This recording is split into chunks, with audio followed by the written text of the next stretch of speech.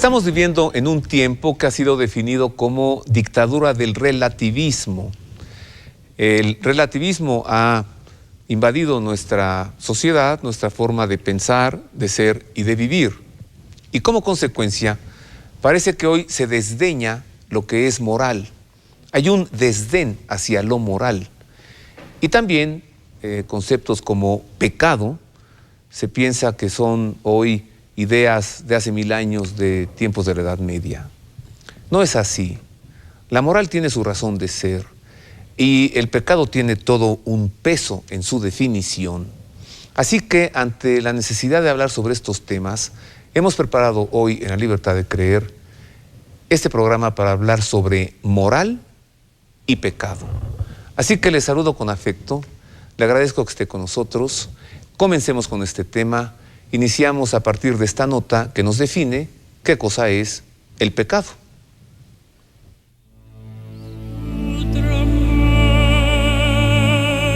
El hombre, tentado por el diablo, dejó morir en su corazón la confianza hacia su Creador, y abusando de su libertad, desobedeció al mandamiento de Dios. En esto consistió el primer pecado del hombre.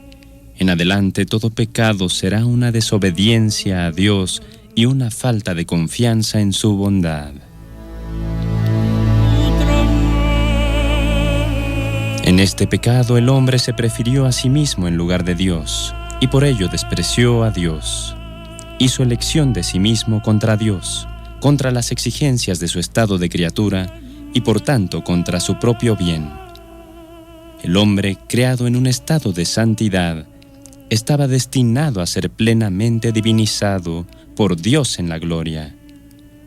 Por la seducción del diablo quiso ser como Dios, pero sin Dios, antes que Dios, y no según Dios. La Escritura muestra las consecuencias dramáticas de esta primera desobediencia. Adán y Eva pierden inmediatamente la gracia de la santidad original.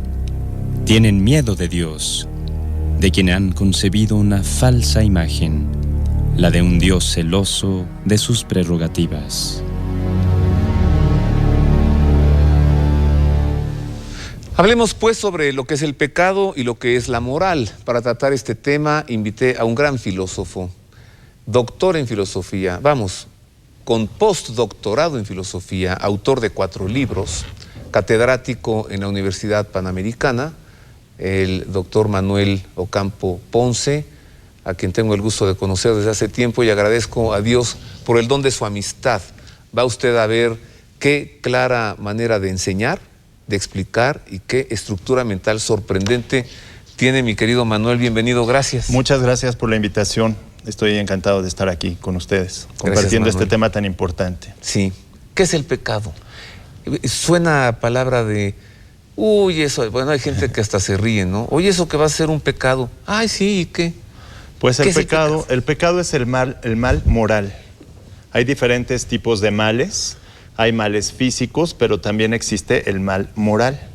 Es decir, es una transgresión voluntaria de la ley divina, que en este caso, en el caso de la filosofía o en el caso de la teología, puede cambiar.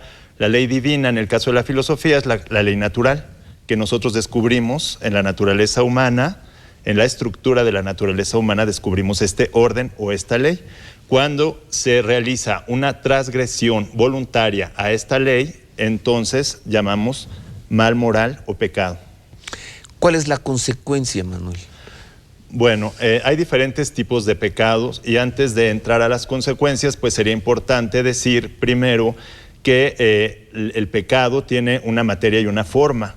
Y la materia es la conversión a las criaturas, es decir, el cambiar el bien absoluto o el bien perfecto por la criatura y un alejamiento por lo mismo de Dios. Entonces, de aquí viene que también, según la transgresión que sea, haya diferentes tipos de pecado y por lo mismo diferentes consecuencias del pecado. El mal moral puede ser un mal leve o grave. Si es leve, tiene ciertas consecuencias en el orden filosófico y en el orden teológico, y si es grave, entonces tiene otras consecuencias. Si tú quieres saber cuáles son, por ejemplo, las del pecado grave, que es el que es realmente el pecado que provoca grave o mortal, se llama mortal porque es como el suicidio del alma, en cuanto que la persona que comete este pecado y permanece en él, frustra su propia naturaleza, o sea, se frustra el fin para el cual fue hecho. Y entonces pierde la realización plena esta persona y de manera además eterna.